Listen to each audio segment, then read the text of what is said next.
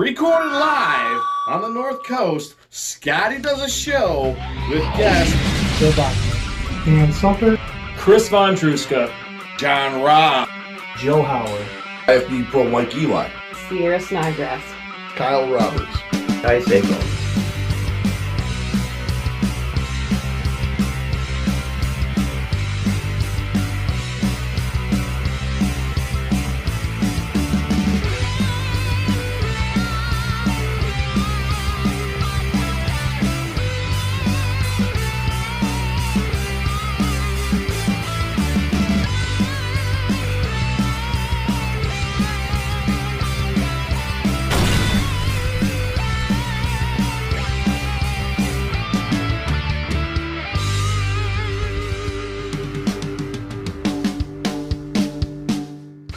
Experience we talked about a little bit at Elyria Catholic is when you coach youth, you're not just coaching the kids, you're coaching the parents, the staff, the faculty, the other parents. It's a nonstop list of challenges with that. So if you could as a former wrestler and as a coach and as a parent now, if you could name just a couple things or even just one for a new parent, a new, guidance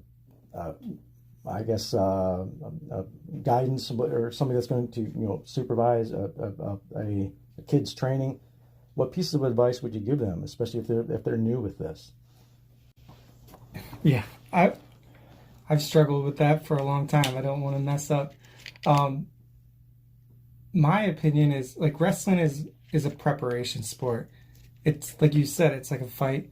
That takes a unique type of person. Like not everybody is built for that. And I think for them to actually enjoy wrestling, they have to kind of be ready for wrestling. Like before you just throw them out on the mat, they're 7 years old and going to practice for the first time. You pretty much have to get that kid prepared and ready to go to their first practice.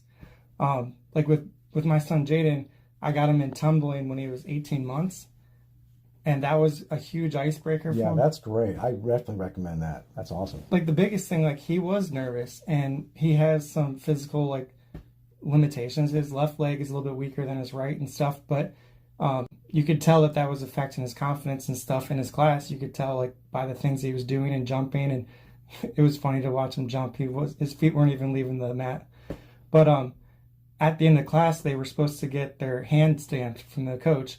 It took him 3 months before he was brave enough to finally put his hand out and get it stamped. Oh, wow. So, for us, I took a video of that. It was a big deal for Julie and I to see that he was brave enough to finally get his hand stamped.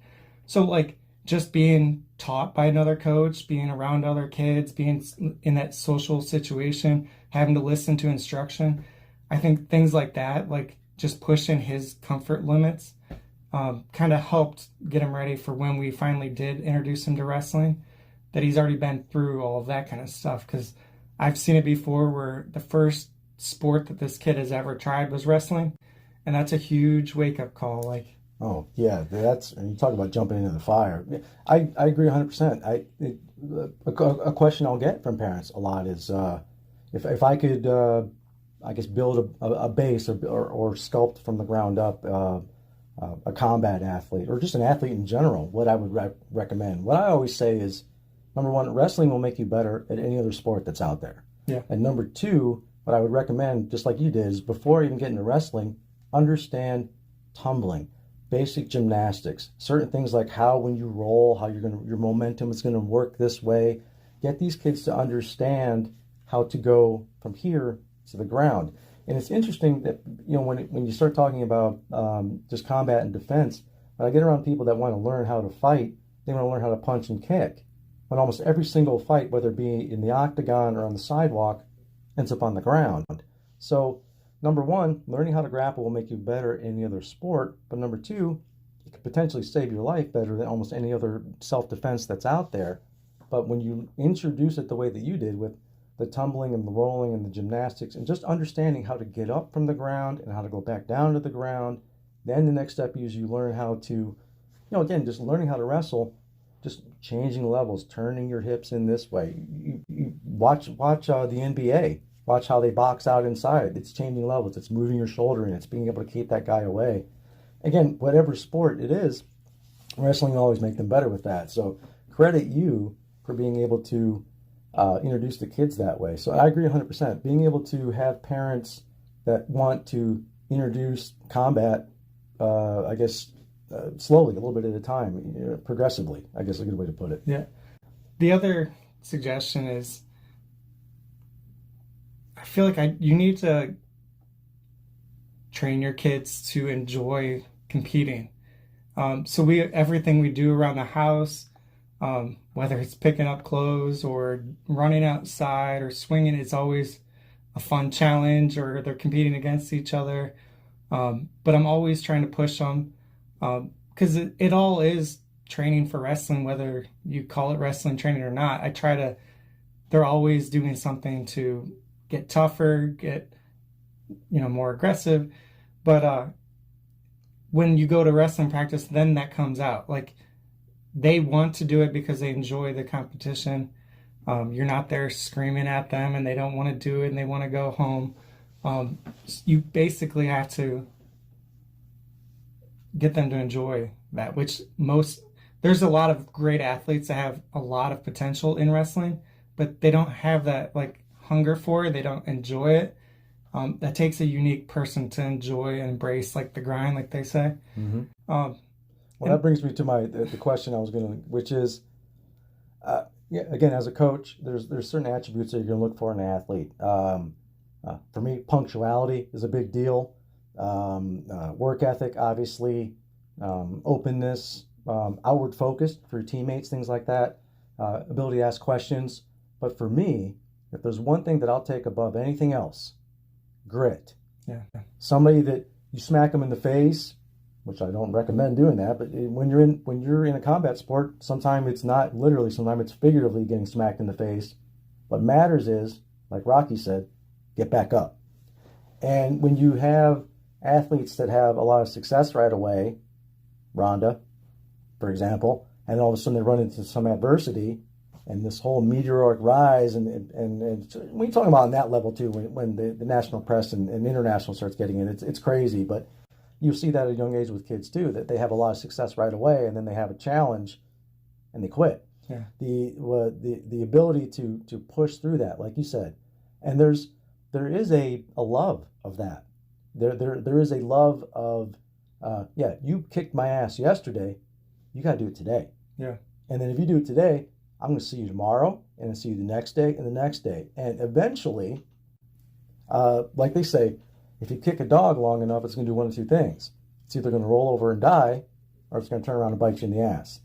So that's me personally, is that grind, to use that word, or the grit. And that's what I'm getting at is that's a pretty common feedback from a lot of coaches that are out there.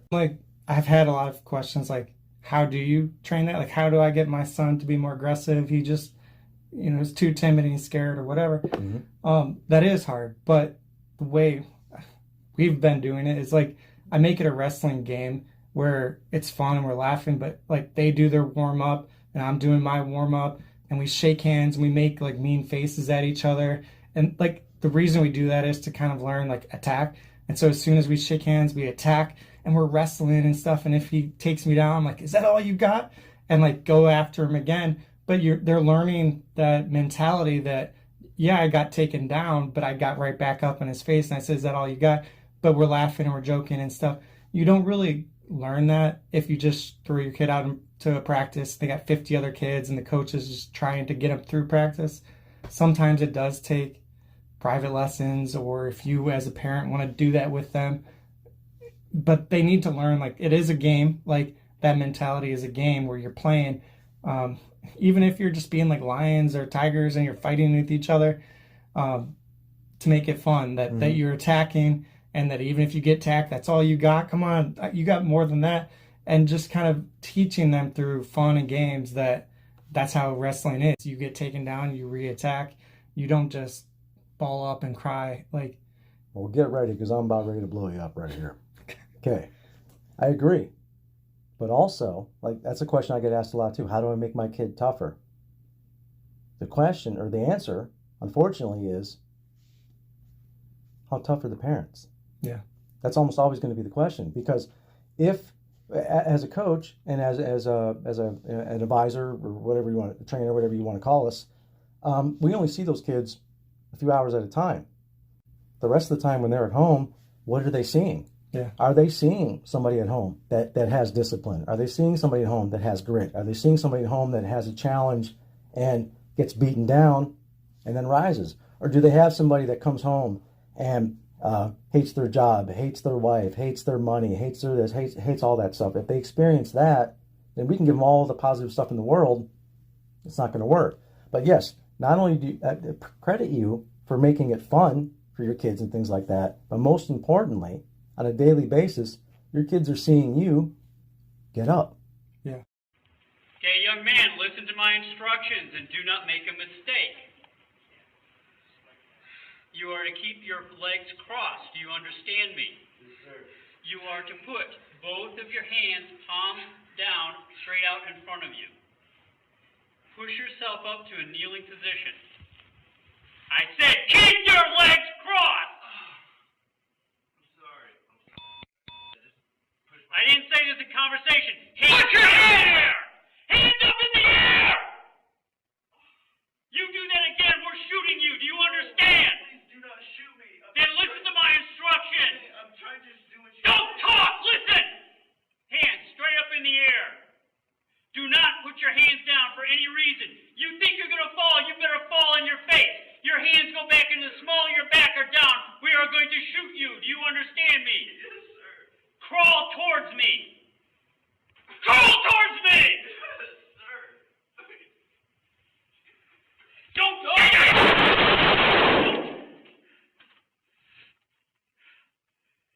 Get up on him. Okay, hold on him. One with me.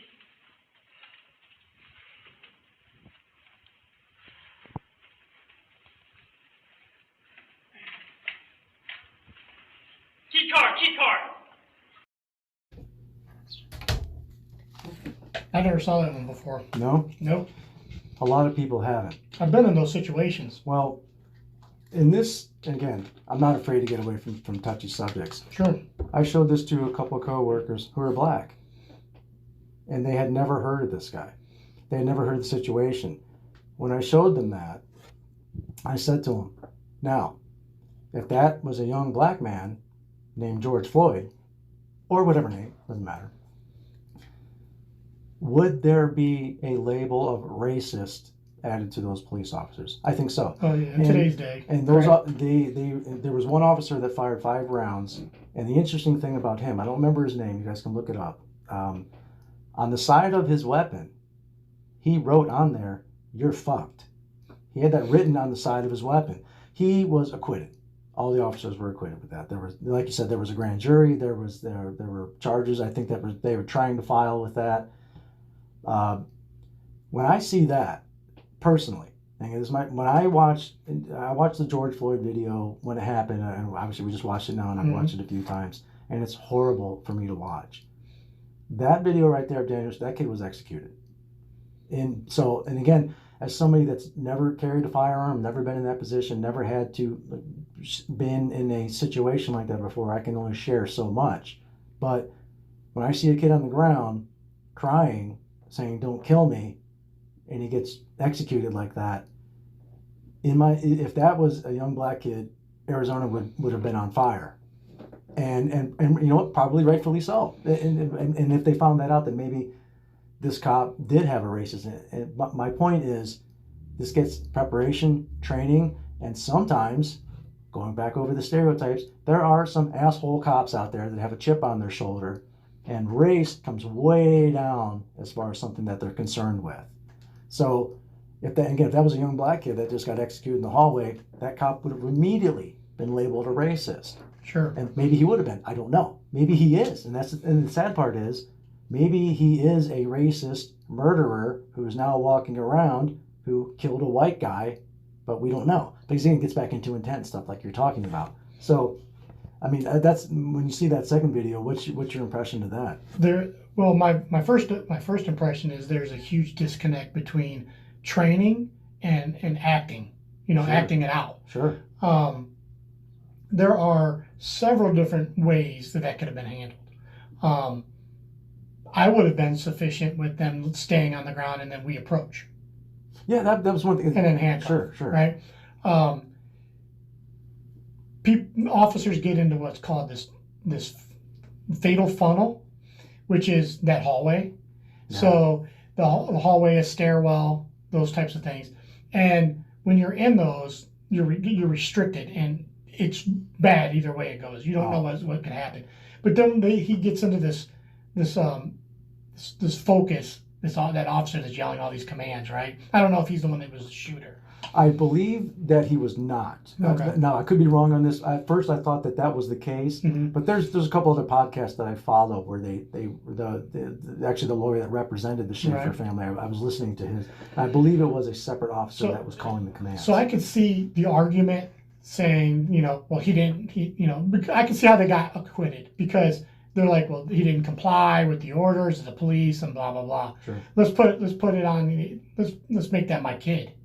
Right? Yeah. And then I would say, well, he was nervous, he was crying. You gave him so many different orders at one time that you confused him, So you have to be clear and concise about what you want someone to do. True. And make sure that they have the ability to do it. Well, yeah, and to be fair, when I watched that, there's a point when he does put both his hands behind his back Yeah. and he's I'm sitting like, why up. didn't they shoot him then? Right. Right? That and Right. that was the moment where I was at, because I knew that this was I a thought shooting I thought video. that's what was going to happen as well. Yeah.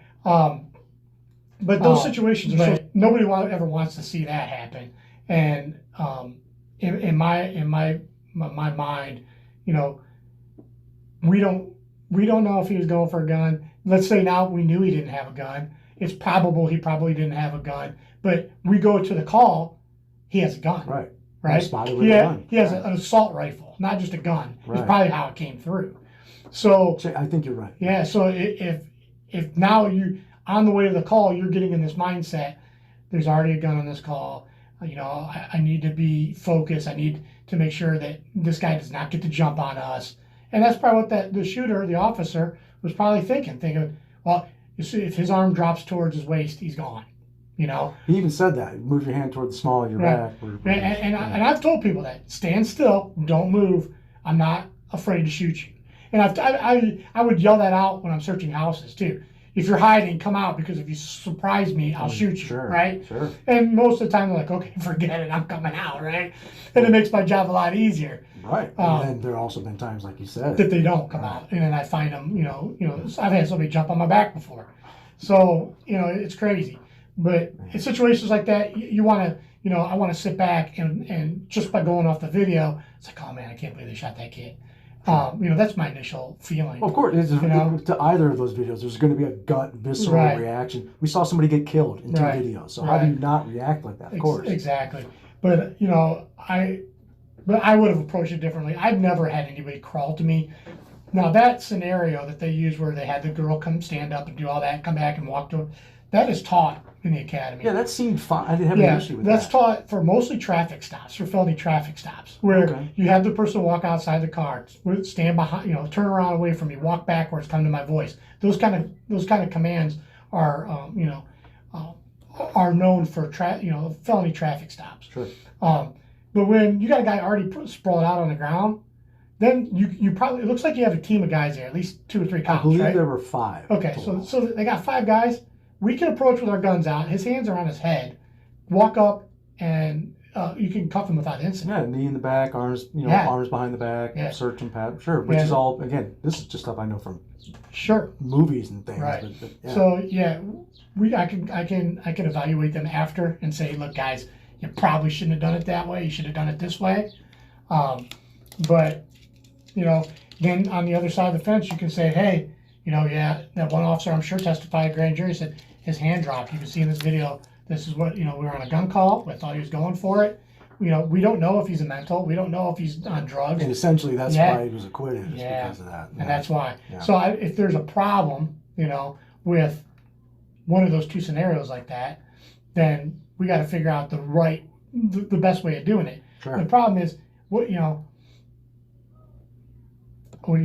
how do we fix that? And you came down to, you have some ideas. The problem is, like you said, time. Right. You know, Right. weeding out those, the bad training for the good training. Well, right. And I would say first and foremost, let's get a list of what good training is. Right. Let's figure that out for And- today's environment. What kind of weapons do we need to be proficient in? What kind of hand-to-hand do we need proficient in? What kind of hand-to-hand or hand against hand versus weapon? Well, we need to change the mindset of the officers. So Wow, yeah. That might be the bigger well, challenge. Well, regarding training. Well, So, yeah, well, so yeah. let me tell you, I've taught CCW classes for years, Mhm. and it went from 12 hours to an 8-hour class. But I would teach a CCW class more fundamentals than we would teach police Okay. when it comes to firearms. Oh, and an officer may shoot one time a year to qualify. That's it. And it all comes down to cost. Sure. The state of Ohio, we used to have a really good qualification course, and man, it's probably been 6-7 years or longer where they change it to 25 rounds and you're done to save money because of ammunition prices. Oh, gotcha. So everything's political. Right, yeah. It comes know? down to budget. And then, so we're going to reduce training or the quality of training to save money, but then that occurs. Almost 100 shows now. Yes. And the lead singer of the band Dirt. Yes. The now again, correct me if I'm wrong here, but I want to give a little bit of a history with this. Dirt, named after Alice in Chains. Yeah. And you guys were going to be more or less a tribute band. That was the Yeah. plan at first. The story is, I remember sitting up at B-Dubs in Elyria, and I'm going through Facebook. I'm hammered. And I see this What, dude. you? No. Yeah, I know. And this guy puts a post on there on one of the musician pages and wanted to start a Alice in Chains tribute band. And Dan, who's my current drummer, we had just gotten out of Sleep Lord. We just quit. That's another story. That was a original band that's still going today. They rock. Cool. Anyways, I seen it and I texted Dan. He's like, "Fuck yeah, I'll do it." And we were kind of stupid going into this. I'm gonna admit it, because as I've been doing the cover band thing for a while, and I've seen a lot of tribute bands. To be a tribute band, first and foremost, you should probably look like them. Right. You should. I agree. At least your singer. Now let's be honest. I look nothing like Lane Staley. Yeah, I'm sorry. If you don't look like him, you better goddamn sound like him. That's a good point. And that was a bitch for me. And I was new to the game. I hadn't been singing very long. We didn't care. We just wanted to be in a band. And I think it lasted maybe 2 shows, maybe 3. Of just the Alice. Of in just, Chains. yeah. And it got to Next, the when I saw you guys played everything. Yes, And when I first saw you guys were only a few shows in. correct. Yeah. That was at 4280. Mhm. I remember. Mhm. So when it comes to the point where you're doing a show and you look down at the set list and you're rolling your eyes like, shh, I want to play this. Yeah. And it's not a knock on Alice in Chains. I love, they're one of my favorite bands. Sure. I used to have a tribute tattoo here for Lane. But if you can't pull them off, don't do it. Agreed. We were blind going into that, I guess. We just didn't care. And I remember we had a practice one day. It was on a Sunday, I think it was. And I told them guys, I'm like, you know what? Let's scrap this. This isn't working. It's not gonna work. Let's play what we want to hear when we go to watch a band. So then it came out, and you got your, of course you got your Rage Well, Against the Machine. Quite frankly, I think that's what a band should do. Play Right. what you want to hear. Well, that's exactly what me and Dan do. I mean, Yeah. that's when we started it. We're like, then we started putting, a list together. Well, actually, it was all 4 of us at the time. We've gone through so many members, but at the time, we put a list together. It's changed a lot since then. Oh, sure, it progresses. Right. Well, I find the same thing with DJs on a little bit of a lesser. I'll find DJs. that, Yes. Man, I spin breaks, but I want to play trance. Well, why don't you play trance? Yeah. Because I'm known for that. It's like, it's a lesser degree, but Yes. for big DJs, for big electronic artists, it'd be Right. very similar. So You probably don't know this story either. We were just a band for, we might have had a couple shows under our belts, just doing not the Alice in Chains stuff, the other stuff. And we played at the Odeon. I think I don't know if you remember that. I don't remember you doing it, but I remember maybe reading about it or seeing. That was weird. There was some kind of music festival going on, and I saw it on Facebook, so I figured, I'll throw it out there. And the guy sent me a message back. He's like, I don't know about cover bands. What do you guys play? And I'm like, blah, blah, blah, blah, blah, blah. As soon as I said Slayer, he goes, you guys play Slayer? Yep. So we got in there, and I think we co-headlined that show. We might have only played like 8 songs. I don't give a shit. Just being on that stage was great. It was a great crowd. That's awesome. Great It's a crowd. feeling. Yeah, I think Metal Mafia, I think they're still going today. I don't know. It's horrible rap, metal, whatever. But, That's a hit or miss with me. Yeah, me too. The bands that hit it right. as I'm I getting dig. older, I'm getting out of that. Yeah, I no, can't listen to it. I get it. I get it. My music changed. It's changed a lot since I've gotten older. You know what? I've turned into the guy that listens to more often than not. I just listen to classic rock. More often Classic than rock. I'm actually into a lot of country now too. I'm a country guy now. Look. I don't advertise it, but I am. I want to be clear on country music. Okay, I want to be clear because I have, case in point, a lot of people that I care about, whose opinions I care about, that are fans of country music, and I'll say the same thing I've said to everybody. I've really tried. Yeah. I've tried. I really have. Can't do it, huh? There are a handful of country artists that I enjoy. Probably, I mean, some of the ones that I could say, like the Devil Went to Georgia. Right. You know what I mean? Or The Gambler. Or my personal favorite. Kenny Rogers, rest in I peace. know. Damn. My personal favorite country song of all time is by Kenny Rogers, and the song is called Coward of the County. I love Kenny Rogers. I grew up on Kenny Rogers. There's a part in that song when he says, and you could have heard a pin drop the time Yeah. he stopped and locked the door. Yeah. It gave me goosebumps Right. at the time hearing Right. it. That was back, at that was a 70s song, I believe. Yeah. You talk about when music was telling stories. Right. Right. Alabama, Roll On. Yeah. I mean, you can go on and it just so on. All of these where they're telling stories. The new stuff's not really like that now. No, it's. I don't like the new stuff. When I hear a hip hop beat with a Yeah. violin Right. and somebody singing, that's not country music to me. No. I can't buy into that. No. I can buy a hybrid because maybe it's cool, Right. it's different. That's not country music. No. So, I don't know. Like a lot of the modern country artists, I'm not. I've tried. There's only 2 right now that pop in my head that I listen to religiously of the, if you want to call them newer stuff. One is Aaron Lewis, obviously. You know, my love for him. Love that guy. It's my ode to him. Chris Stapleton's the other one. I remember drawing a picture of that guy for you. Yeah, I still have it. It's Yeah. framed. Chris Stapleton's the other one. So I'm into that. I like Okay. the older stuff. There's actually some friends of mine, Hard Drive. And if you're on Facebook, but I go to their shows pretty much every I've been weekend. fighting, kicking, and screaming to go back to Facebook, Right on. but I get I'm it. going to have to. That'll It's be inevitable. All right on. Yeah, it's.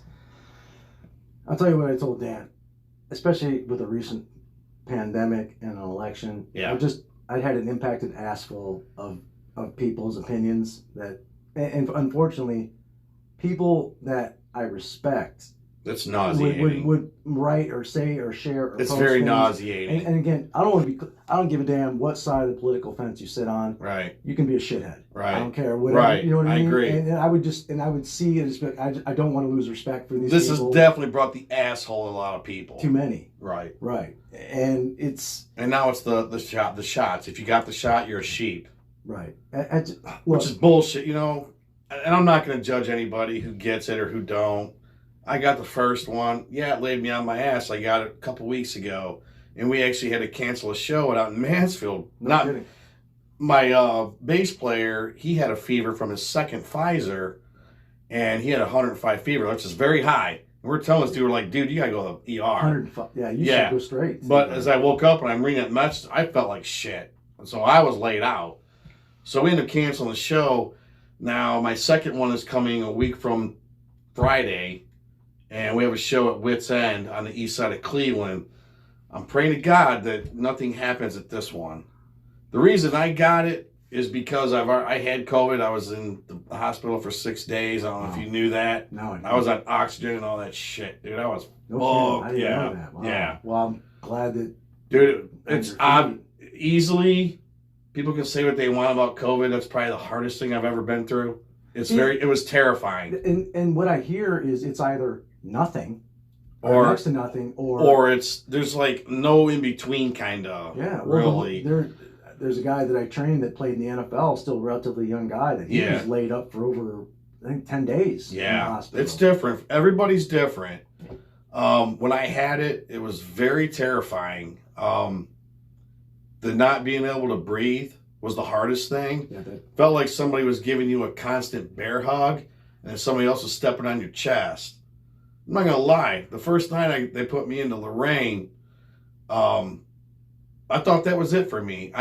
It took all of me to catch my breath, and for me to walk like 10 feet to go to the bathroom, I felt like I ran the reservoir. wow. It was awful.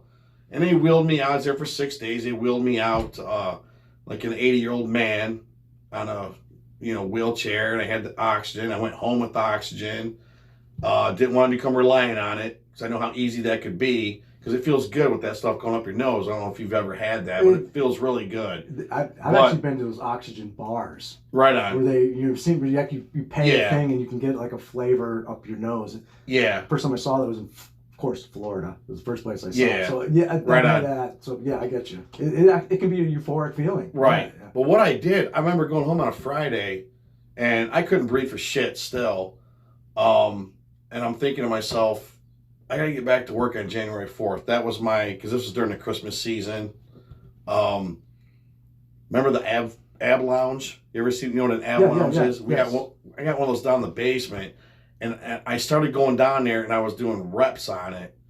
I started out with 80, and then I would do like 100, and it was all said and done, I could do like 300 or 400 to get my breathing up. Sure. So I'm thinking, I'm not relying on this shit. I got to be done with it. And I was weaned off by that following Monday.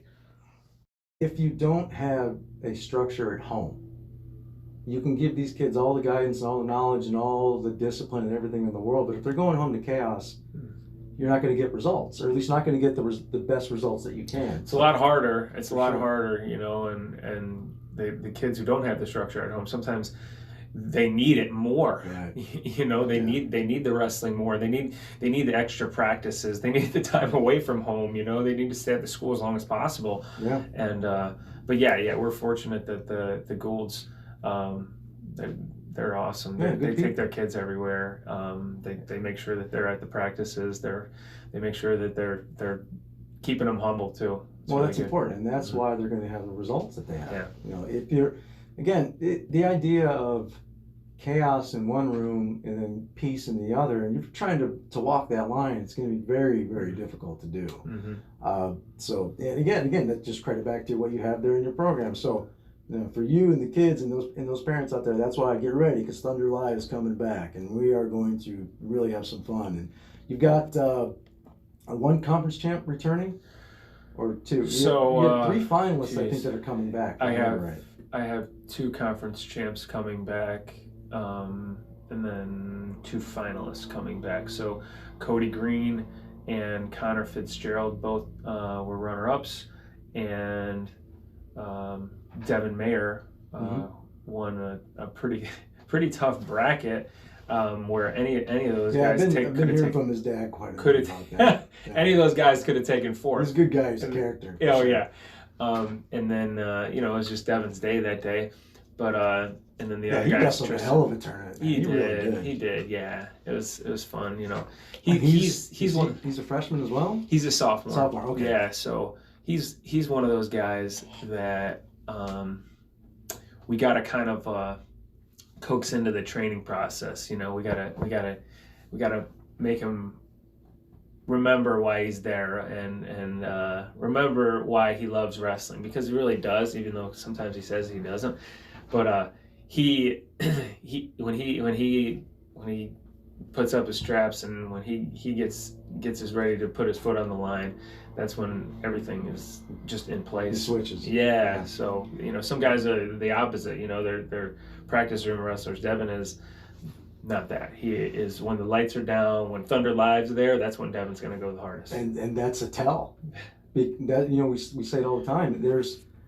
If you can, I said it a little bit ago, some of the best matches I've ever seen were in the practice room. Mm-hmm.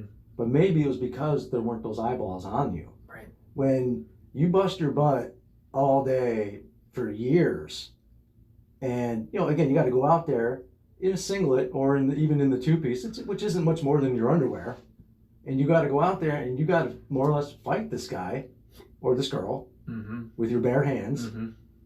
And if a case in point, if you're in the finals and there's 2,000 people in that gym, there are potentially 4,000 eyeballs on you. Right. Now, some adults can't handle that. Right.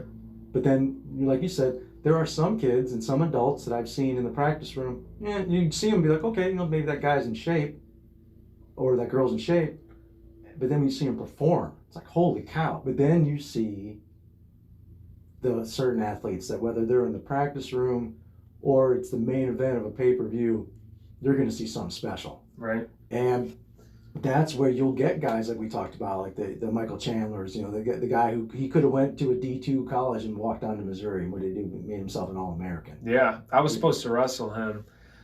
No kidding. When I was at Ohio State, so I went to Hofstra for 4 years, and I ended up I was going to be a 41 pounder for life, and my true freshman year I grew out of that real quick and ended up being 57 and 65. And I finished my last year at Hofstra at 165, and then when they brought me in Ohio State, they're like, oh, we want you down to 57. I was like, great, let's go 57. And so I'm getting ready, and our first duel is going to be against Missouri, Michael Chandler, and I think he might have been a sophomore. And a couple of days before, our 57 pounder got hurt, or our 65 pounder got hurt. I was the 57.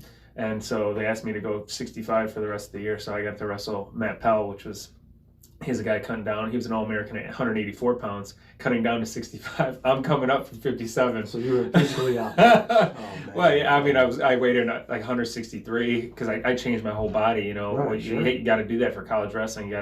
It's an hour weigh-in. So that's what a lot of the kids don't understand is college wrestling. It ain't fun. You know what I mean? It's just not high school. Well, at least the high school wrestling can be there's a lot of work and things, but and one thing, you're a few years younger than me, but when we were coming up, you'd see kids 2-3 sports superstars in high school, and then you see kids in college, very rare, more than one sport. Absolutely. Now it's very rare to see kids in high school with more than one sport. Because that's what I'm experiencing now. Yeah, the small schools, Keystone is a great example. If you're an athlete of the year at Keystone, you have to play multiple sports. Our school needs it. Wellington needs it. You have to do football, track, and wrestling. Or basketball. Oh, we all did. Right. Yeah, we played football, we wrestled, and then we ran. I don't know what it's like now, but in junior high. One thing that didn't make any sense to me is we had a hell of a baseball team. But in junior high, they didn't even let us play baseball. It was either track or nothing in the spring. Now, granted, this was 100 years ago when I was in junior high. It might still be like that. I don't know. There was no baseball available until you got to high school, which, quite frankly, that made my decision to stop playing baseball. And I was just sharing this a little bit ago that although I had success as a wrestler and I had success as a wrestling coach, the sport that I was probably best at was baseball. Wow. I was a hell of a baseball player. I really was. And quite frankly, the reason why I feel that I kept wrestling instead of just playing baseball was my best friend Jason Hartman. When I talked to when I had Dan Sumter on here, he was first state champ that Wellington had. By the way, went to Hofstra. Oh yeah. Yep, that's where he went. So that tugs at me a little bit when I hear that. I started wrestling in elementary school because I was friends with him, and I kept wrestling in junior high because I was friends with him, and he was a baseball player too. If he would have decided to play baseball, I probably would have done that. Would I? I mean, who knows? Right. Things would change dramatically, but yeah, it was the 2 to 3 sport athletes. I don't see that much anymore. Like I'll see it in the MMA world, where the only sport through junior high and college that can prepare somebody for that is wrestling. But I'm seeing kids that they'll wrestle for their school, and then they'll box or they'll take jiu-jitsu or they'll kickbox at fill in the blank MMA school or martial arts school. So I'll see some cross training like that. But as far as I play football, I wrestle, and I play baseball, or I run track, I don't see, there's some, I don't see that much anymore. Definitely not in college though, for sure. Right. And part of the reason why you go to college, that's your job. Right. You know, if you were on a scholarship, I remember when Jay went to Hofstra, that was one thing that he shared with me before he got sick was, man, they're cracking the whip when you get there, because if they're paying for you to go to school, so it's you gotta love it. Oh, of course. You gotta love it. You Yeah. know. And you were talking about two-sport athletes. We have a girl on our team. We only had one girl on our team this year, Emily Jurasic, and she came from the combat world, so she was doing boxing and stuff. And she told me that the first day of school, and she wasn't wrestling ever, and I said, oh yeah, you do boxing? Would you want to do wrestling? She said no, and then had more conversations with her parents and stuff, and then she said, yeah, maybe I'll check it out. So she finished her volleyball season, and now she's only wrestling, and she is still doing the boxing Good. Well, stuff as well, which she's really into. good. Well, Sage O'Brien. Yeah, Sage O'Brien. I've been training her on and off. Yeah, what are you doing with her? Well, when I met her, I was doing just one-on-one wrestling. This was 4 years ago. In her basement? No, Or- that was at Inner Circle in Oh, okay. Wellington. She Yeah. would come there, and I met her through her parents. They reached out to me to do some Yeah. one-on-one stuff. It was new for her. She hadn't been competing at all, and it was mainly wrestling. And of course, when I'm dealing with somebody the first time they're on the mat, all you do is work on position, how to stand, basic stuff, hand fight. But she picked it up right away. Yeah. She has a great barrel roll. She was able to just more than, and again, running theme here, she would show up Right. and she would work. Yes. But- she loves it. Yeah, and in the last couple of years, I've been spending time, her parents reached out to me, I've been going to her basement, and we've been more or less kickboxing. Gotcha. Okay.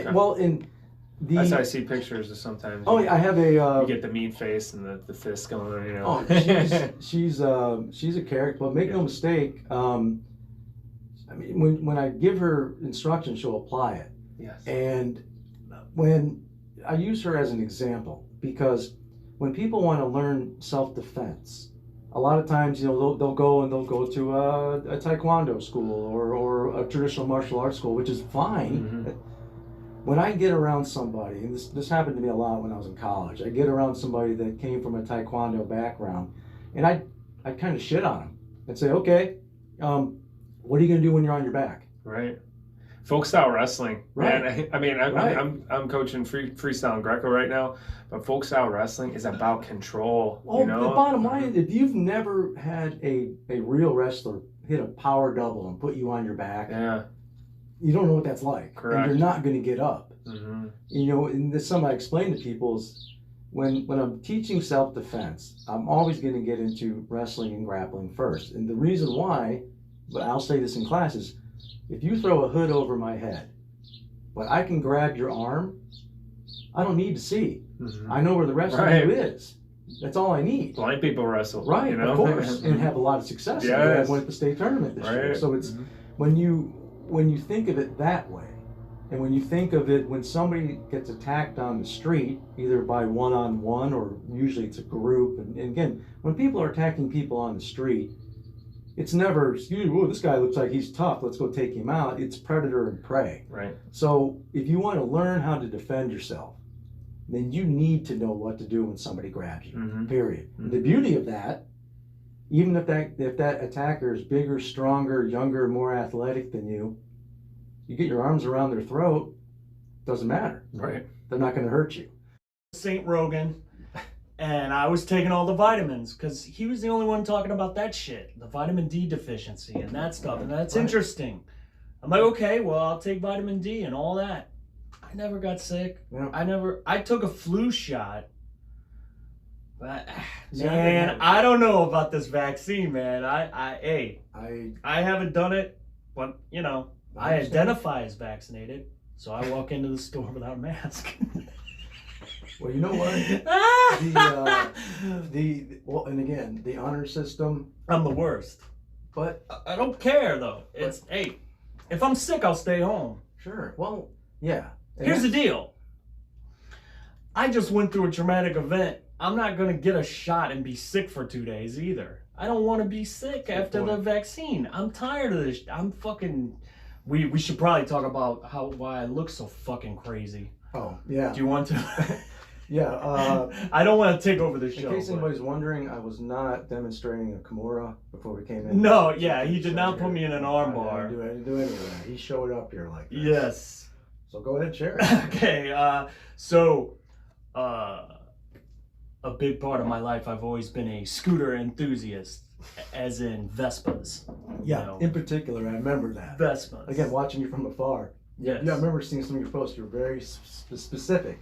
It Yeah. has to be a Vespa. Vespas, old Vespas, and cool scooters. And I had a old gal there, and I would ride. I rode it to work every day, and well, there's a lot to talk about. I mean, the main thing is that in my sobriety, that's when I started to ride my scooter a ton. So I was always on 2 wheels instead of 4. So I was just St. Patrick's Day, I was riding to work like I did a million billion times, and this fucking guy did exactly what I've always feared would happen.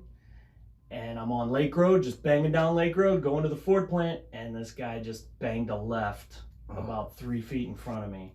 And I dipped to the left. I almost got around him, Scott, so close to getting around him, maybe a foot. And he tapped my back wheel. I was doing about 30. So I skipped down Lake Road like a rock. You know, I just skipped, rolled, and broke 3 ribs, collapsed lung, tore my labrum, rotator cuff, and bicep tendon. So I had 7 screws put in my shoulder, and yeah, and it's really bad actually. Like they said, if it doesn't take, I have to get what's called a reverse shoulder surgery, and that's a Hail Mary. So It's almost like a replacement.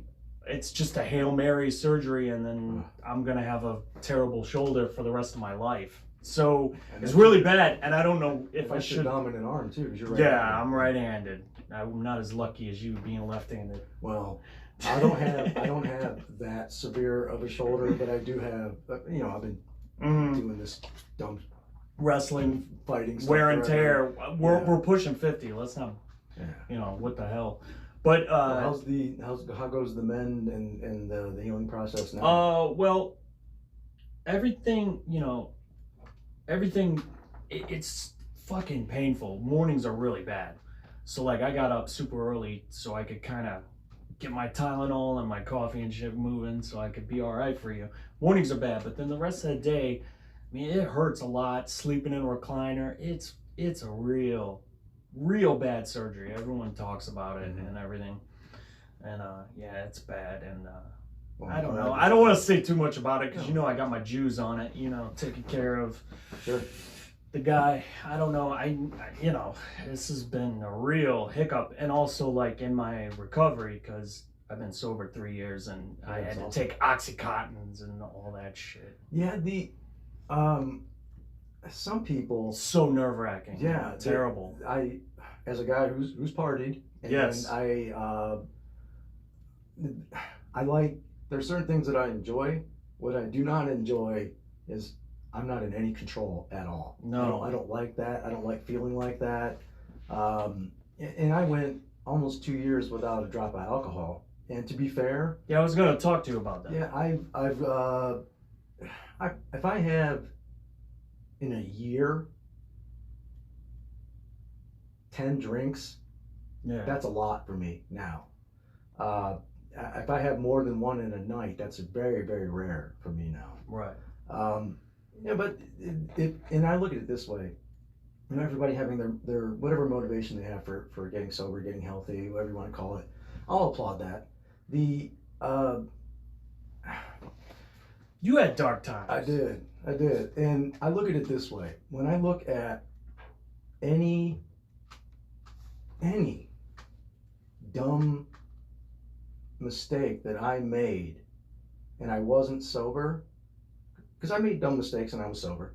But when I made dumb mistakes and I wasn't sober, every single time, there was booze. Yeah. Every time. It's not a coincidence that every single time when I would have too much to drink, I would just say fuck it and go off the rails. And the last 10 years or so, it's been, I don't know what it, Again, watching you from afar, I knew you were having dark days. Yeah. Which is so funny because you think no one knows. I knew. And then I saw you change your body completely different. You've been coaching and whatnot. You got yourself in shape and got yourself together. And I was not sober at the time. I was in the middle of my dark days. And I was like, wow. And I thought about that. And I was like, that's interesting. When you say dark days, it's You had dark that's days. not an exaggeration at all. You did. Yeah. And I did too. Yeah. And I think, Some you experienced with me when we were teenagers. yeah, we But did some. in recent years. Yeah, but I just, I just went through a divorce and I did not handle it correctly at all. And I wanted to die, but I didn't want to be found or something. I don't know. I just decided, well, I'm just going to drink whiskey until I die. You know, And it was strange, Yeah. but I did it. And somehow I just pulled myself out of it. And I went to rehab. I went to Glen Bay. And that's the thing about working at Ford. I was terrified that something would happen, I would get fired or something. And then it's like, all you do is tell them you got a problem and they send you away and they just take care of you. They tell you you can stay in rehab 90 days if you want. No, I didn't want to do that. I did about 37 days. But I needed to detox. I needed to detox on everything. I was in such a state. And it was dark days. And I just had to pull out of it. I've I obviously publicly I don't really talked about this very much, but privately, just the way I describe it,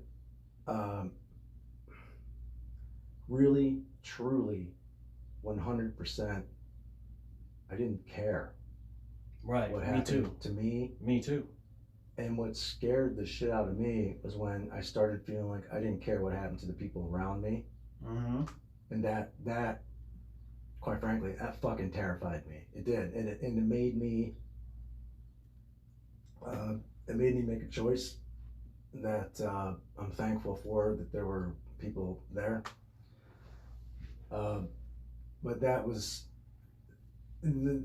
would absolutely be my rock bottom. And that was 2010.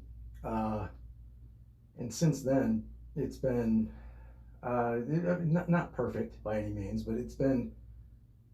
I feel like, I mean, especially getting back into the gradual decline of yeah, there was a period in that last decade where there was 2 years I didn't have a drop, and it started out as it was never an intervention. Nobody ever pulled me aside. But when I had one of those. when I hit my, again, I was fortunate to have some people around me, literally around me.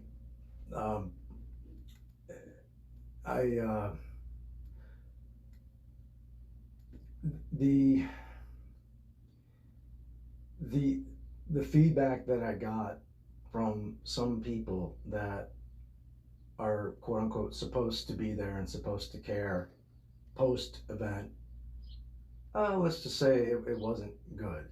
It went from being as aggressive and negative as it could be to denial. Scott didn't do this. No, he's fine. It was very hard because I was nowhere near the area here. I was way out west at the time, and my friends that were there, they reached out to people to share what was going on, and okay. and it was that you're he's faking it or he's. Well, you're clearly uncomfortable talking about it. If you don't, No, my whole body. you don't have to. You don't have to. I know, but the point. But it's so obvious to someone like me looking on the outside yeah. that you were having dark times. Yeah. And then now it's different. Dramatically. Oh, it depends. You do get people say things. It depends on the situation, you know. Sure. But just like with anything, you can't be doing it for other people. You got to do it for yourself. Okay. True. Yeah. And you know, and the way to overcome everything is, you know, you have your goals in mind that are for you. Or okay, maybe you and your athletes have goals in mind that are for them, and the general public might not understand that, and that's fine. They don't understand what you do either. Okay, because they're not in that world. Sure. So you just have to stay focused on what you're doing. You have to persevere. You have to have discipline. And there's things I don't understand. Okay, I've seen things that I don't understand. Different sports, whatever the case might be, different looks I don't like. And I'm like, well, but you're looking at one of the best in the world. I'm like, well, just because it's not my preference, I really respect the hell out of the hard work and discipline that went into that. So I'm seeing a great thing there. Even though it's not my preference, I respect the hell out of the hard work and the discipline and the perseverance that it took to get there. So bodybuilding is not for everybody, you know. For sure. Figure is not for everybody. Bikini, whatever the case might be, is not for everybody. But fitness should be for everybody. Agreed. Well, and that's if there's an opportunity or has been an opportunity for the world to talk about fitness, Right. it's been during this pandemic, but I've heard very little of talk about getting your body healthy. Right. Very little. The biggest. And I preached that right from the beginning. Right. Well, and people who did were kind of silenced a little bit. Again, this Right. is not to get into where anybody's agenda or any. Right. We're not looking to do I don't that. care about that. I care about just what I can reach out, touch, see, and feel. Right. And there were people that, for whatever reason, where that information was not getting out of. And you know what? The biggest problem is, number one, obesity. Right. Number one, the people that died or dying of COVID Right. is obesity. Any disease. Well, Any sure. disease out there, obesity is your number one cause of Of death. course, yeah. You know, Yeah, well, heart disease, diabetes. You know, there's so many different issues Yep. where that's probably your biggest pandemic is obesity, especially in the United States. Well, yeah, and famously, you know, I talked about it on the show before when I was living down in the islands. One day there were two cruise ships came in. One was the American ship, one was a German ship. And I kid you not, it was like silhouettes. You could tell Right. the dramatic difference between you could tell who was from where. Right. The American people were all overweight, this is the thing. And again, not to get into America this, but the bottom line is we live in a country of incredible convenience. For sure. So when you're talking about, and again, we're in a bit of a small town here, but even from here, you hop in your car in 10 minutes, you can get any kind of fast food you want. Right. Any kind. So when you have instant gratification for, I want to eat this, or I want to drink this, or I want to do this, but the downside is of what we do, Right. it doesn't happen like that. Right. So getting somebody motivated, I was talking before, especially with high school kids. Right.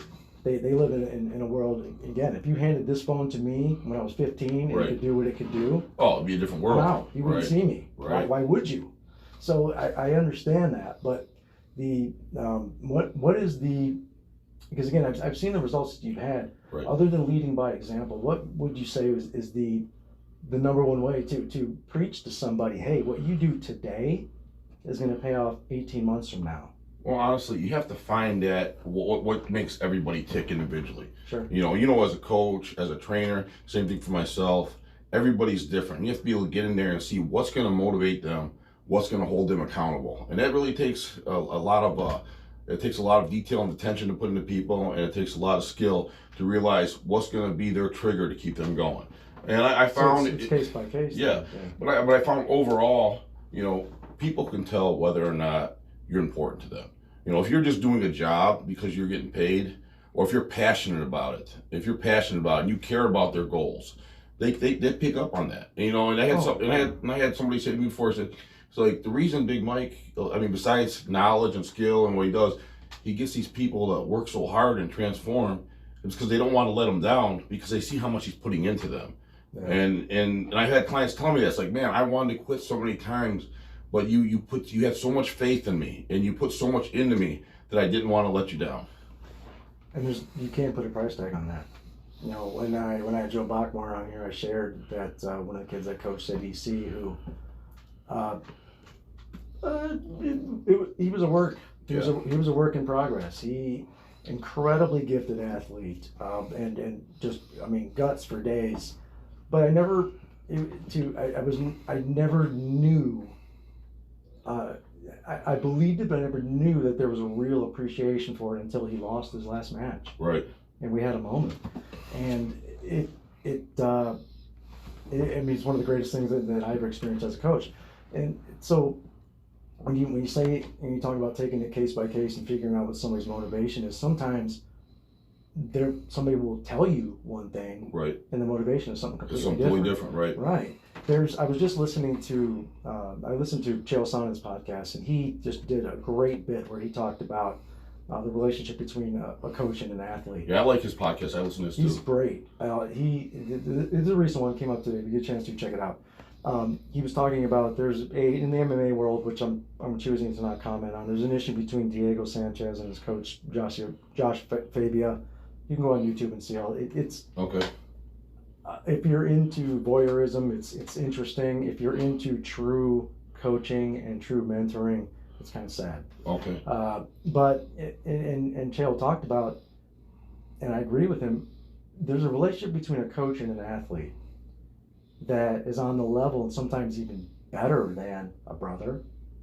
A parent sometimes. Mike Tyson Customato. Yeah. Yeah, exactly, and that he was never the same after that. Yeah. Right.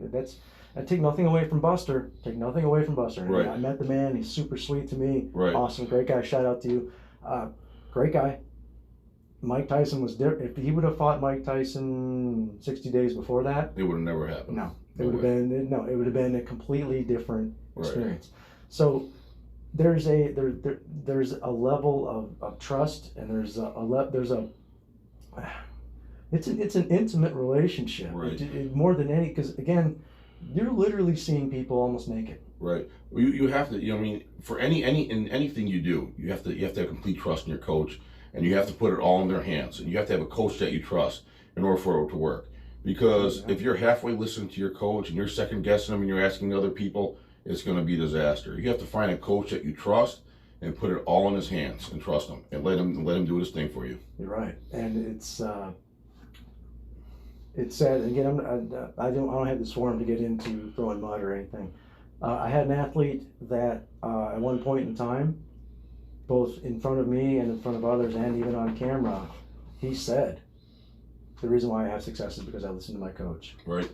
And then decided to not. Well, it happens. It's sad, but sometimes it happens. It is. Well, again, at the risk of sounding redundant, what Joe Bachmore said something to me that it really took me a while to understand, which is just because you train somebody does not mean they're your friend.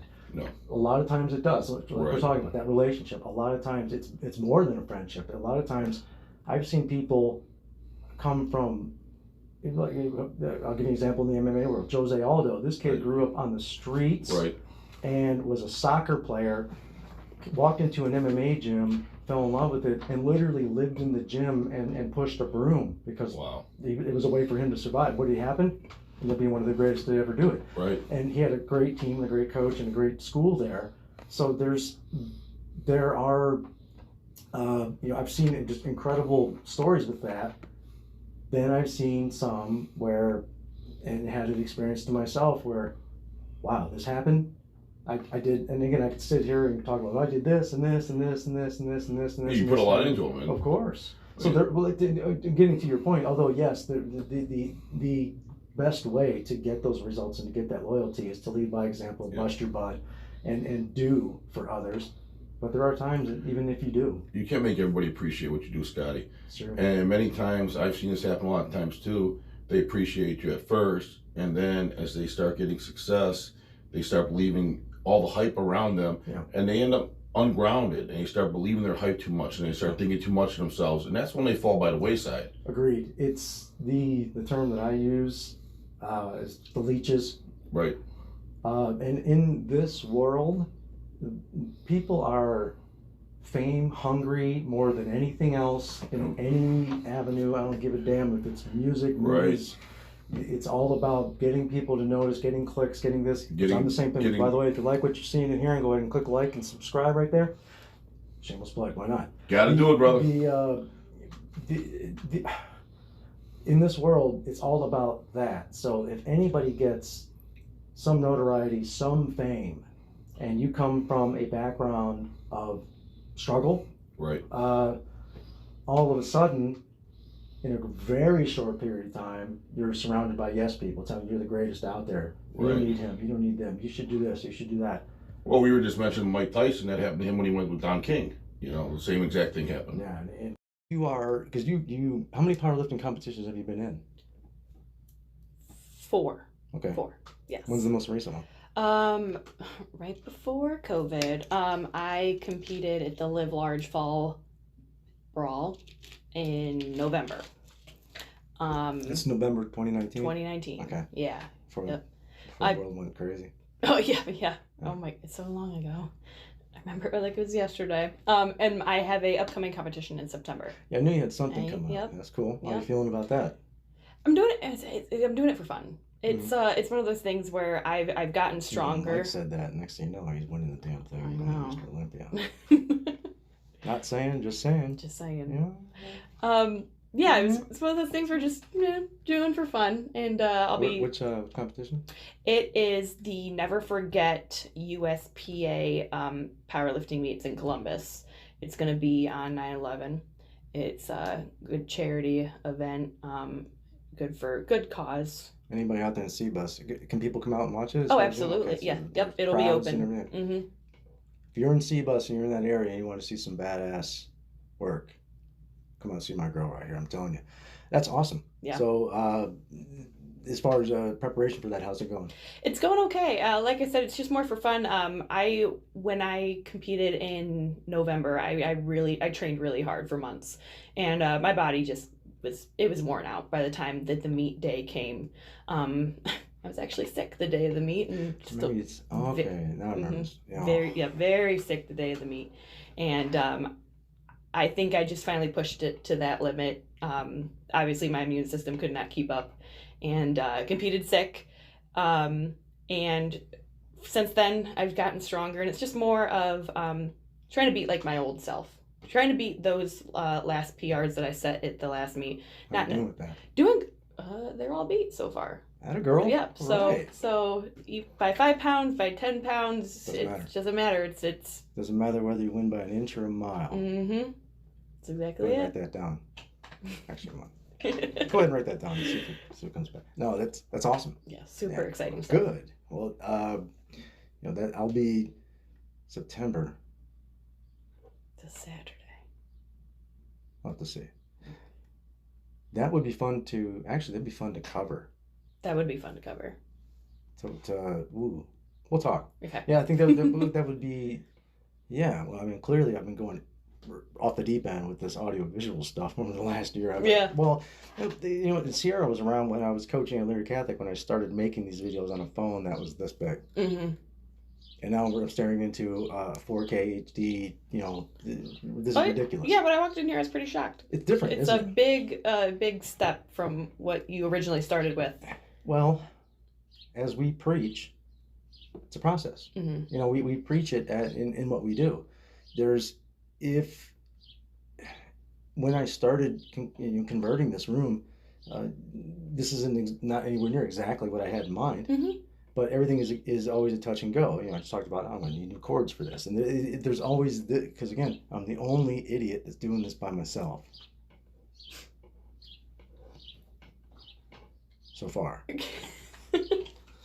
So, when I'm in charge of this and that and this and that, and by the way, when I spend 3 days editing this stuff, but I love it. I'd be lying if I would do this. I'm not getting paid for this. Not yet. I want to. But again, the whole purpose behind this was to have a place where I could bring on great people and talk about cool stuff. But most importantly, I got shit to sell. So I want to be here to talk about it. It's, speaking of which, shit to sell. I shouldn't say the word shit. Artwork to sell. How's things going with that? Because, I already teased it a little bit. Sierra is... What's the Instagram for your artwork? It's Blazin' Babe Creations. Blazin' Babe Creations at Instagram. We'll put it right up here. And we'll put up a couple examples of some of her work here too.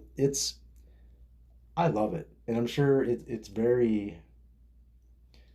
But you have people like you have some pretty loyal collectors. Oh yeah. And it's like when you have a look and a style it's very unique. Mm-hmm. And if I didn't really know you, and I walked into World Gym and I saw one of your pieces hanging up there, and there was just a sign that said somebody that works here painted this, Mm-hmm. I would know it was yours.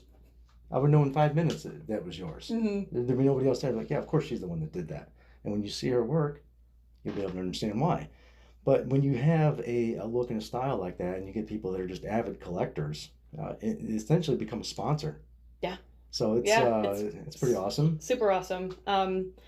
Yeah, it was. I originally went to school for art. That was my first semester of school. I was really that was my passion before fitness, and it started all in high school. It's not that it was. It still It is. still your is passion, now. But yeah, so Yeah. it doesn't go away. It doesn't go away. For a while, it did. It died, and during lockdown, I was like, well, let's try something. And Yeah, I remember you reached out. yeah, That was awesome. yeah, it was super awesome. So definitely the style has changed even from the first painting I've done, and it's definitely something that I love to do. It's helps me relax at the end of the day. It's my little escape, and It's therapeutic. very, Yeah. very. Yeah, well, exercise, same thing. Mhm. You know, it's therapeutic. And if you remove something like that, it's you said that the fire kind of went away there for a little bit. You always feel like something's missing, Yeah. and you feel like when you have a craft or something that you either used to have a passion for, I always feel like you should always reawaken it because there's a reason why you had a passion for it in the first place. Agreed. Yeah. And definitely my art has changed from what I originally have ever done. I liked working with pencils and markers, and now I'm working with paint and canvas instead of pencil and paper. So yeah, it's super cool where it's gotten, and it's one of those things where just like how art is, where you either love it or you hate it. And I've got quite a few people that love it and quite a few people that maybe don't. But that's how it is. Art is very subjective. Mm-hmm. And I've had people actually reach out to me to change some of it to make it fit more of what they would want. And I will tell you, I did a piece and to fit that criteria, and you want to know, it's still sitting in my room collecting dust. How about that? Isn't that funny? Mm. So I also learned not to sell out, not to stick with what you want to do. So I've heard stories like when my friend Joe was on here, the comedian. I've heard stories Mhm. about somebody will write a show or write a play or a movie or something, and then by the time it's ready to get broadcast, here comes the focus group. Mm-hmm. Here comes the people that if you're trying to do a show that's funny or a movie that's funny, here comes the focus group who's nobody in that group has ever told a joke ever in their life, Mm-hmm. and they're going to tell you how to change this and edit this, and Yep. I've talked about it before that as an artist, I can create with a figurative gun to my head and a stopwatch. Okay, I need to get this done, and I've had success with that, but it's not the passion. No, It's not not at something that you it's something that you're truly into and love and create from the ground up. I said before, when I create something like that, I don't want to sell it. Yeah. I want it to have a price tag that's so high that I don't have to sell it, and that's how I should feel about every art piece that I create. Mm-hmm. So I understand what you're saying like that. There's just times you're just kind of, you know what I mean? Yeah. Just going through, but sometimes those people, they'll pay. Yeah. And if they pay for it, well, there's, again, sometimes people ask me like what my rates are as an artist. I work more into how much time I've been putting into this piece and when do you need it. Mm-hmm. If you called me today and said you need X, Y, and Z piece and you need it by tomorrow, So I have to not do this podcast, not do the next podcast, any other projects I have going on for the next day I have to forget. Mm-hmm. But you're going to pay a premium for me to do that. Yeah. So there's always that, but I don't like working like that. I would rather have, the new piece that I'm creating, the downtown Cleveland piece, which is it's going to look like this. Yeah, it's going to be awesome. I'm aiming for the end of August for that, but the good news is if it takes all the way to December, it doesn't matter. Yeah. I have time. So that's always, it's going to be a better piece because of that. So I feel you on that. Kind of working against the clock can be a bit of a challenge, but For sure. you have, I know that you've done quite a few pieces. Have you put together a show? No, not yet. Definitely looking out for doing that. So would love to have some prints made and definitely sell them at a show. Yeah. So you haven't done that yet, huh? Have not done that yet. Love me, hate me, you're paying attention right now. I love it. So there's that. So, again, there's the victory in that. So it's, but there are people that I am quote unquote friends with in cyberspace that I grew up with that I probably haven't talked to 30 years. That's bound to happen, though. But I don't have any desire to really talk to okay. them. And they would probably say the same thing. But yet here we are, linked up on social media as if we're parading around like we're still in fifth grade together. And it's just I think the smart thing is just realizing that it's all synthetic, all of it. I just don't believe anything that you see. That's the important part to me, and that's the only thing we can push on, or not push on, but instill in our young people is, man, you still have the choice, your own decision to make on whether you want to believe the stuff that you see. Yeah, exactly. Yeah. So I don't know if that was the point you were making or not. No, it makes perfect sense. Okay. It gets into, if you believe it, and without getting into like philosophical or therapeutic, but if you believe it and you give it power, well, you make it real. Yeah. Or you could not. And once again, it's just like if somebody was to come out and say, Scott, you're homophobic. I could get pissed and angry and get defensive, or I can just laugh because you don't get to call me that because I'm not. So I don't care. You know what I mean? So on one hand, but a lot of it is a bit of a tell, because if people are really going to flip out over something like that, it's a bit of a tell that we're kind of, for the most part, out of problems. Is that what it is? I think so. Well, as a guy who has traveled internationally and stuff, and I've seen people sleeping on dirt floors, and we have that here in our country too. Yeah. But the idea that for most people, when I say most people, although there probably are some people out there that I know personally that would say that that's not the case, most people that you and I know have running water. More than likely, yes. Right. Most people that you and I know have heat. Fair? Yeah. Okay. Absolutely. So when I say we're out of problems, I mean stuff like that. But we're not waking up in the morning wondering, how we're going to survive today. We have our country is full of massive conveniences. Are we perfect? No. Do we have things to work on? Absolutely. But the idea that, case in point, if kids are going to be pissed because they don't have the newest iPhone, you know what? You're not really struggling that much. Yeah. No, you're right. But there are some who do. Absolutely, who do. There are absolutely people who struggle, and there's a reality with that. But what I'm getting at is, if there are people sleeping on dirt floors, do not put yourself in the same boat as suffering as those types of people. But people will, and they'll do it over social media. Yes. The idea, I stubbed my toe today, I'm going to go ahead and share this out here so everybody can give me a virtual hug. Yeah. You're not suffering. You're not having a bad day. You just need some type of validation. I want to see the toe. Yeah, show it to me. Right. Put a picture of the toe up. Right. Well, I use that as an example all the time, just getting into psychology, meaning, if you wake up in the morning, the first thing you do is you stub your toe, and you say, oh man, shit, today's going to suck. What happens? Today Man, sucks. stubbing toes sucks. Well, The day only can get better. Right. Well, that's the way I look at it. Yeah. But there are people that they'll do that, and man, today is just going to suck. And what happens is that's what happens because you convince yourself today's going to suck, and that's exactly what happens. But you're right. If you stub your toe and you shift that into, you know what, I got the worst part of my day out of the way. I got the worst part of the day out of my way first thing. Yeah, this is bad. This hurts. This smarts a little bit, but guess what? In about 20 minutes, I'm going to be okay. Yeah.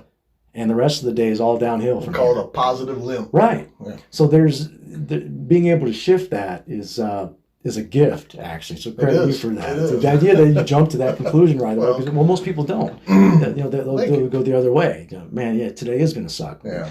It turns into you manifest your destiny. Yes. How many times have we gone into a movie or a concert or a TV show or something and be like, yeah, this is going to be awful. And it almost turns out great. Sometimes it does. But then sometimes you get to be disappointed. But the point is, when you have preconceived notion and you focus on the negative stuff, maybe things aren't really that negative. You know what I mean? Yeah. That's what I'm getting at. Again, there are people out there that are genuinely struggling and stuff, and I want to do everything I can to assist them and all that. But there are a lot of people out there that say they struggle and they're really not. And to be fair, I've been guilty of that sometimes too. There are circumstances that go into that. Sometimes personal issues, sometimes addictions, sometimes depressions or stuff like that. That people genuinely, truly need some assistance. So there's true, but there are a lot of people that make a mountain out of a molehill. There are, and I think that we're all guilty of that. And we know exactly where to go when we want to do that. Right. Facebook. Right. Which is, again, to bring that subject back.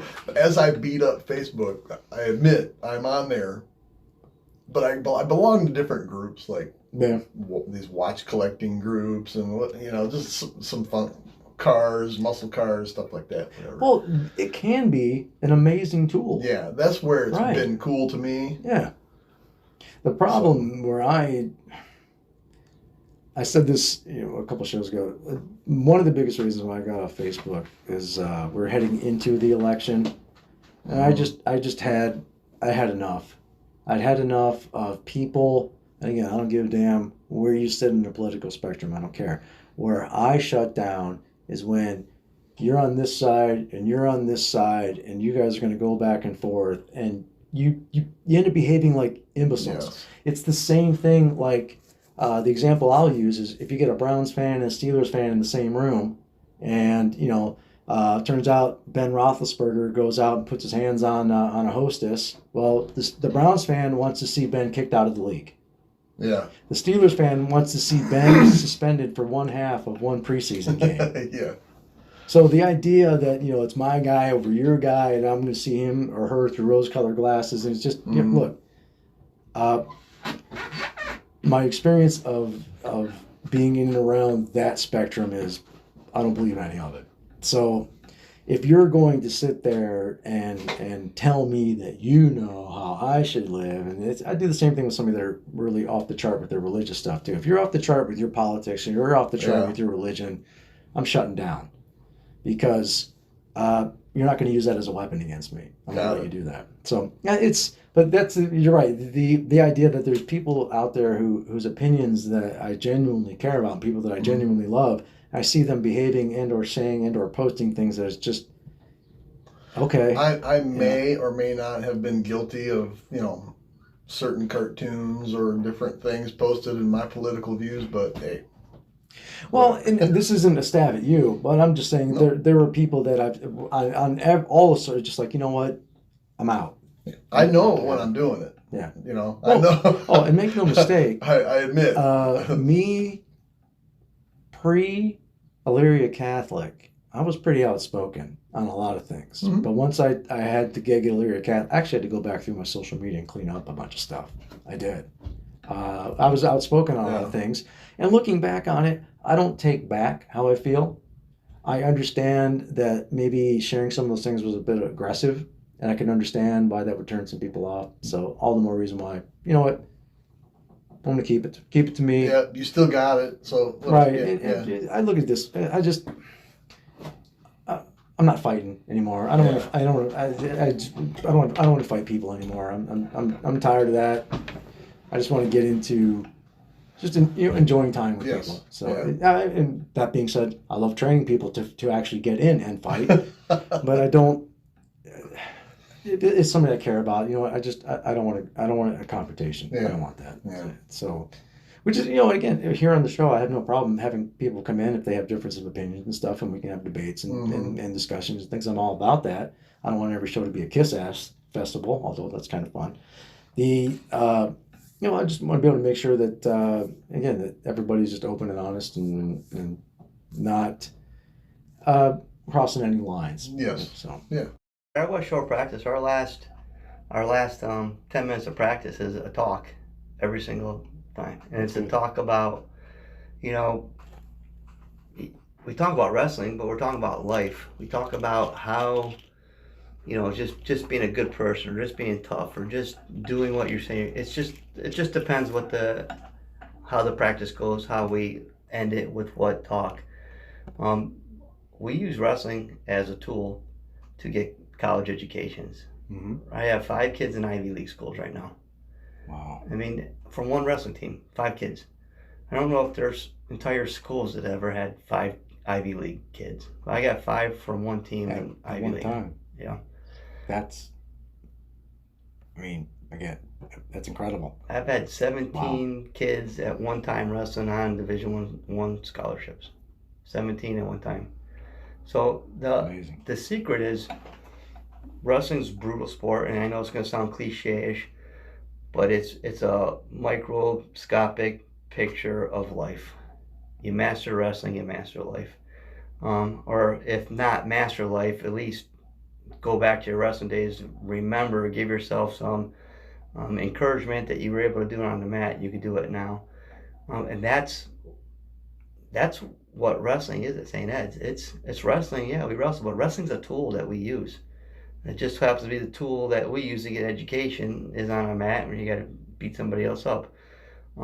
It's so beautiful that you get that, though. If you think about it, you're getting an education to beat people up. Yeah, that's awesome. If you're just looking for, there we go. If you're just looking for a title, I think you sell yourself short. You have to look for a title that's going to give you something else, which is a college scholarship, and that's what we look for. Well, and results don't lie. I mean, that's absolutely, in every sense of the word, awesome. Well, that's what incredible. You do all this time, and not to rip on other martial arts, because they're valuable customers of mine. But I get someone says, my son's 5 years old, we're going to jiu-jitsu, we're going to go 5 times a week. And I'll just look at them and say, I've never seen anybody get a jiu-jitsu scholarship. You might want to double think that. If you spend all that time and effort, jiu-jitsu is a great sport. Why don't you put him in wrestling? He might go to college. He might go for free, And the transition from wrestler to submission, in my experience, has been much easier. Yeah, than submission to wrestler. Taking a jiu-jitsu guy and teaching him a single leg, it's going to be difficult because they're used to being on their back and pulling guard and things. So I agree with that, and also not only can you get an education, but if you decide that in my opinion, wrestling is the best single, martial art to learn. The bottom line is, if I just learn how to hand fight, and learn how to shoulder in position, then you know what you're not going to do? You're not going to grab my legs. If I just have a 2-on-1 and just a shoulder in, just that, all I need is that. If that position doesn't change, you are not going to be able to shoot in and grab my legs. So just learning something like that all the way to what wrestlers are the best at is position. Well, that's what we teach, position. It's funny you say that because not too many people are on that. Like, people are like, I need to show a single leg and I need to show 4 different finishes. Any wrestling coach in the country can teach a single leg. Yep. And most of the dads could probably teach a single leg. It's the position that makes the single leg work. Positioning hips is in the sport of wrestling, because I had it broken down to its core. Bottom line is, my hips are going to control yours. If my hips are controlling yours, I'm probably winning the match. Almost always going to be winning the match. So it's position. Now the problem is in the MMA world, if you have a submission guy, and famously, if you have somebody that's on their back, yes, they can finish you with a submission. But if I start smashing that guy in the face and he starts panicking and going into instinct mode and just start throwing up submissions, I'm a wrestler. I'm going to grab him with one hand and just beat him with the other because I understand position. Now, if you understand position, hold that guy, beat him up, or that girl, whoever you're competing against.